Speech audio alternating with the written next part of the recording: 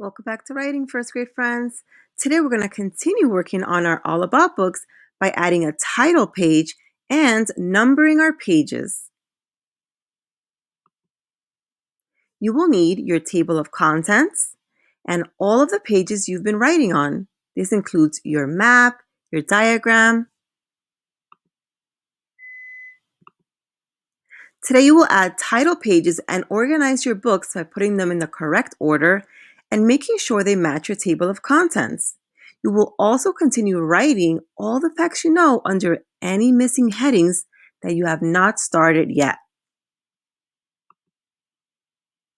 What is a title page? A title page is one of the first pages of a book. It includes the title of the book. This shows what the topic is. The title page has the author, illustrator, and sometimes even the photographer's names. Some covers include the year and place a book was made. Today, on your very own title page, make sure to include the title of the book and a matching drawing or picture that mentions the topic. Don't forget your name. This is my example. A title page must match your topic. My entire book is about zebras. This will make the most sense to my reader. All about zebras. And I didn't forget my name. After you're done creating your cover page, you can start organizing your book. You must match the order of your table of contents, and of course, add any missing headings you added along the way. For example, these were the first 5 headings I thought of, and then I know I added a diagram, I know I added a map, and of course, I added my glossary. I'm going to go ahead and add that to my table of contents because it's part of my book. Then I'm going to go back to the first page I wrote. My first page was How do zebras look? And I'm going to make sure that it matches the one on the top of my table of contents.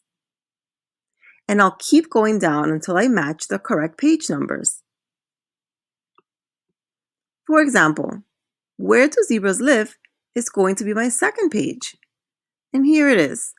I added a 2 to the bottom of my page, and I added a 2 on my table of contents as well. My reader will know exactly where to find this page. What comes next? What do zebras eat? If you've guessed number 3, you're right. This is my third page, and my table of contents shows that as well. Keep going down your table of contents, friends, until you fill out all the missing page box numbers on the table of contents and on your heading page. What do you do after you finish your title page and you've organized your table of contents? Don't forget to keep on writing if you're missing more facts. My next page, I'm going to add facts under How safe are zebras?